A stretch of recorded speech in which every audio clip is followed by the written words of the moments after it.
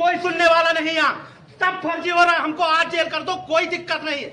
2 साल से थाना दियो एप्लीकेशन, इसको कहते हैं ये फर्जी है।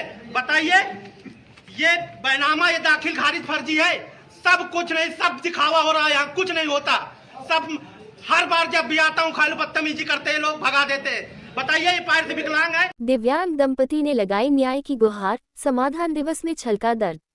रायबरेली तहसील परिसर में आयोजित समाधान दिवस के दौरान जमीन विवाद से परेशान एक दिव्यांग दंपति का दर्द उस समय छलक उठा जब उनके भतीजे सत्यार्थ ने अधिकारियों के सामने न्याय न मिलने की शिकायत करते हुए प्रशासनिक व्यवस्था पर सवाल खड़े किए।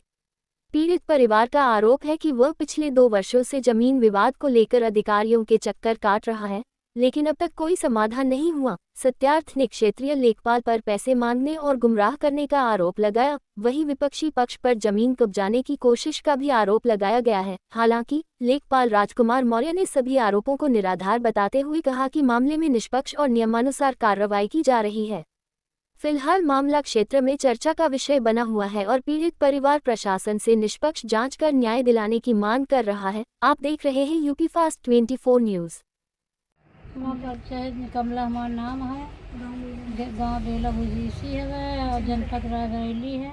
और राधे श्याम मौर्य परेशान करें कि मेरा है काहे के लिए? खेती की तैयार। खेती की तैयार। हाँ, तो आप लगभग कितने दिनों से परेशान हैं? 2 साल से परेशान है। दौरे दौरे कोर्ट कचहरी थाना सगल परेशान है। कौन तो है? क्या चाहती हैं? हमको मिले चाहिए काम और हमको मिले है जी जी आखिरकार पूरा मामला क्या था, इस संदर्भ में थोड़ा सा जानकारी देने का प्रयास सर, करें। मामला ये है कि पहले तो आप अपना नाम बता दीजिए। मेरा नाम सत्यार्थ है, गांव मेरा सूरजपुर बनापार है, तहसील डलमऊ है, जिला मेरा रायबरेली है। आज आप यहाँ पे खड़े हैं जी। ये ये मेरी चाची हैं। ये चाची चाचा का मेरे घर है। शुरू से मैं सर इनकी देख रेख या संरक्षक में रहता हूँ। जो भी परेशानियाँ होती हैं इनको, मैं दवा दरमत खाना पीना के लिए मैं इनके लिए तत्पर रहता हूँ। जब से मैंने होश संभाला है, इनके साथ ये हुआ कि इनकी रोड पे ज़मीन है, रोड साइड में ज़मीन है 19 गाटा संख्या 1943/2। जस्ट इसके पीछे राधे श्याम मौर्य का खेत है जिसके गाटा संख्या 1928 है। उस ज़मीन में मैं शुरू से जोता बोता ये लोग चले आ रहे हैं।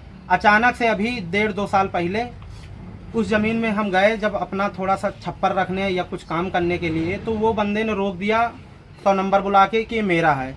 फिर हमने इसकी तहरीर थाना दिवस में दी, नेकपाल सर को बुलाया। नेकपाल सर थाना संबंधित थाना कौन सा है? थाना सर भदोखर लगता है जी। भदोखर थाने में एप्लीकेशन दिया सर, बाकायदे ले जाके चाचा चाची को। हमने उनको बताया कि दिव्यांग परिवार से हैं, इन लोगों के ऊपर बड़ी दयनीय स्थिति है सर, इनकी थोड़ी मदद करके सर इनकी ज़मीन नपवा दीजिए।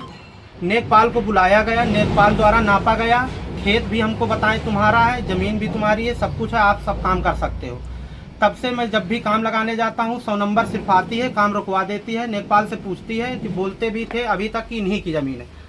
अचानक जो भी इनकी शर्तें थी नेकपाल सर की, मैं पूरा करता हमेशा। क्या नाम है लेखपाल का? लेखपाल का नाम राजकुमार मौर्य। शर्तें क्या रखते थे? शर्तें ये रखते थे कि डिमांड करते थे कि जो है इस काम के लिए इतना पैसा चाहिए, इस काम के लिए हमको इतना पैसा तो चाहिए। आपने पैसा दिया? जी, पैसा भी दिया इनको।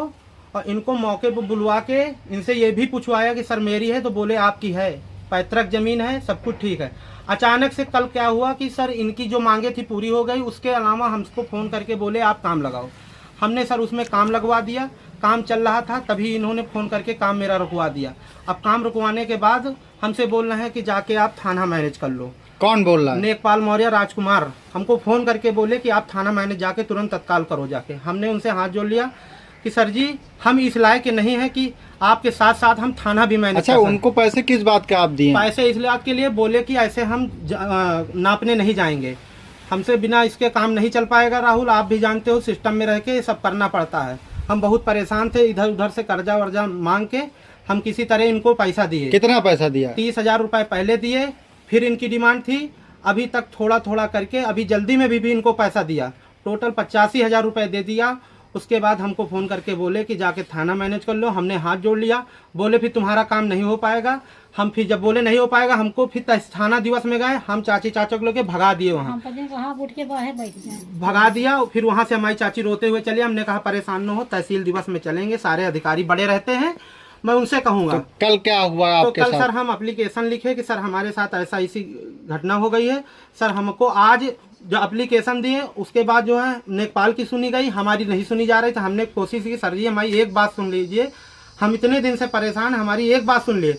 कोई सुनने के लिए था, बोले ठीक है कागज रख दो, काम आपका देख लिया जाएगा। कम से कम नहीं तो आपको दिखा दे कितने एप्लीकेशन हैं, हम देते देते थक गए। तो हम आके बस चाची हमें रोने लगी, तो हमसे नहीं रहा गया। हम वहाँ बोले कि क्या मतलब इस तरह का थाना दिवस तहसील दिवस का कि जहाँ एक गरीब की कम से कम उसकी मदद न, उसकी बात तो सुन लो। कोई सुनने के लिए चाची को दिख नहीं रहा था, पकड़ के किसी तरह। तभी एक पत्रकार बंधु आए, हमसे बोले क्या हुआ, चाची हमारी रोने लगी। तो हमने उनसे अपनी पूरी बात बताई कि सर ऐसी ऐसी बात है। उसी में हमने बोला कि यहाँ कुछ नहीं होता, 1.5-2 साल हो गया भागते भागते, केवल खाली खाना पूर्ति हो रही सर, कोई काम नहीं कर रहे हैं। क्या क्या न्याय के लिए आप क्या डिमांड कर रहे हैं? न्याय के लिए यह है कि सर हमारी जमीन थी है, तो इसको कल हमसे सारे लोग अधिकारी कह रहे हैं वो सरकारी जमीन है। तो हमने कहा सर सरकारी जमीन है तो 2 साल से हमको कह रहा हो उसमें काम लगाओ काम लगाओ, आज काम लगा दिया तो कह रहा हो कि सरकारी है, उसको जोत बो रहे हैं। पूरे ग्राम सभा से आप कहीं भी पता कर लीजिए, सब बाकायदे उसका दाखिल खारिज बैनामा 1,46,000 का स्टाम्प लगा है सर, उसमें खसरा खतौनी यही लेखपाल जो है सारा काम किए, इनको सब पता है। लेकिन केवल बस वही है सहयोग की धनराशि इनको हम पूरी नहीं कर पा रहे हैं जितना इनकी डिमांड है। बस इसीलिए जो है उसको कल ये बोले कि हम यहाँ बोर्ड लगवा देंगे, इसको जो है सरकारी घोषित कर देंगे, तुम ज्यादा बोलोगे तुम्हारे खिलाफ कार्यवाही कुछ ना कुछ करके तुमको जेल भिजवा देंगे। जिले के जिम्मेदार अधिकारियों से और वर्तमान सरकार जो जीरो टॉलरेंस की बात करती है माननीय योगी जी की सरकार से, आप क्या डिमांड करते हैं, क्या कहना हम चाहेंगे? योगी जी की सरकार से यही चाहते हैं कि इस दिव्यांग गरीब की और हमारी जो भी सही निर्णय वाली राय है सर उसको देके हमारा काम करके हमारी जमीन हमको वापस करा के, दबंगई गुंडाई के दम पे जो लोग बलफ रहे हैं कि ये एससी हो, कई बार जात सूचक शब्द चमार साले भग जाओ इस तरह के गंदे वर्ड बोल के, ये शब्द वली कौन कहता है? राधे श्याम मौर्य के लड़के संजय मौर्य हमसे थोड़ा ठीक ठाक शरीर में है, जब भी जाओ तो अकड़ के खड़े हो जाते, गाली गलो साले चमार भग जाओ। 2 बार इनकी बिटिया को गाली दिए, चाची को गाली दिए, रोते हुए वहाँ चलिए, हमको बताई, हम थाने। इस पूरे विकरण को आपने किसी संबंधित अधिकारी को जानकारी दी? यहाँ से लेके थाने से लेके तहसील तक सारे व्यक्तियों को एप्लीकेशन देके अवगत कराया, सबकी रिपोर्टें हमारे पास है, सबकी आख्या हमारे पास है सर, लेकिन इस पर कोई कार्रवाई नहीं। जो पिछली मैडम माननीय हर्षिता माथुर जी डीएम थी, उनके सामने हम पेश होके उन्होंने तुरंत आदेश किया कि जाके इनका काम करो। वहाँ से निकले, बोले कि अभी तुम्हारा काम कर रहे हैं, कोई ना आया, वही लीपा पोती करके बात को ख़त्म कर दिए। फिर हम कल गए तो हमारे साथ इस तरह घटना हुई। तो सर आज हम ये चाहते हैं कि उस ज़मीन को ये कह रहे हैं कि हम इसको जो सरकारी घोषित कर देंगे लेकिन तुमको नहीं मिलेगी। तो हमने कहा कि सर ये दाखिल खारिज क्या करे, दाखिल खारिज का कोई मतलब नहीं होता, दाखिल खारिज का मतलब नहीं सर जी 1,46,000 स्टाम्प का कोई मतलब नहीं सर।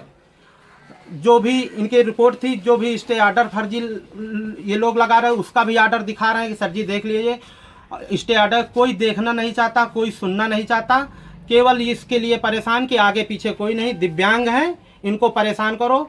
हम जब बोलना चाहते तो हमको कई बार बोले कि तुम ज़्यादा ना बोलो, नहीं तुम्हारे खिलाफ कार्रवाई कर देंगे, चले जाओगे अंदर। ये कौन कह रहा है? जमीन बता रहे थे।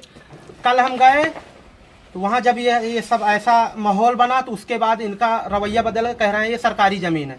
हमारी वहाँ मौके पे केवल जिसका सब विवाद चल रहा है 2 बिस्वा ज़मीन है, वहाँ कह रहे हैं 1 बीघा 3 बिस्वा ज़मीन सरकारी है। तो हमने यही कहा सर अभी तक आप इसी ज़मीन को हमसे कह रहे बनवाओ, इसमें रहो, ये आपका है, और आज अचानक से इसको सरकारी घोषित कर दिए। इनका कहना है कि आप मेरे खिलाफ या कुछ भी बोलोगे तो हम आपकी ज़मीन को पूरा ख़त्म कर देंगे। इनकी हालत देख के कई बार सर रिक्वेस्ट किए, रोए भी, भूखे प्यासे, इनके पास 5 पैसा नहीं सर कि ये वकील के पास जा सके। 2 मुकदमा इस पे किए थे। जब हम वहाँ गए देखे, हमने उसकी पैरवी कराई, जिसका खामियाजा यह है कि खुद की ज़मीन के लिए 100 बार दौड़ रही हैं। पैर में चप्पल देख लीजिए किस तरह पहने हैं, कि क्या हालत है। ये अकेली बिटिया बताओ इसका कौन रक्षक है, कौन देखने वाला है सर जी। तो आपको क्या लगता है जनपद के जिम्मेदार अधिकारी आपके मामले को अभी तक तो जो भी हुआ हम नहीं जानते, लेकिन मैं आगे हाथ जोड़ के विनम्र रहा कि ये जो भी प्रकरण है सर इसको निस्तारित करके सही तरीके से इनका जो है इनकी जमीन दी जाए। जो पीछे जिससे विवाद है, हमने उससे 2 साल से सरकारी कर्मचारी भी कह रहे हैं हरबरारी करा लो, तुमको लगता है। बंदे ने आज तक कोई हरबरारी नहीं कराई। उसको लगता है कि आगे ज़मीन है, इनके आगे पीछे कोई नहीं, हमें मिल जाएगी, बस यही सारा सीन है। इसीलिए वो हमेशा केवल मांग करते हैं, मांग करते करते हम थक गए हैं। लास्ट में हम हाथ जोड़ लिए हैं सर, हम नहीं कर पाएंगे, अब हमको न्याय दिला दिया जाए बस, और कुछ नहीं सर चाहते हम।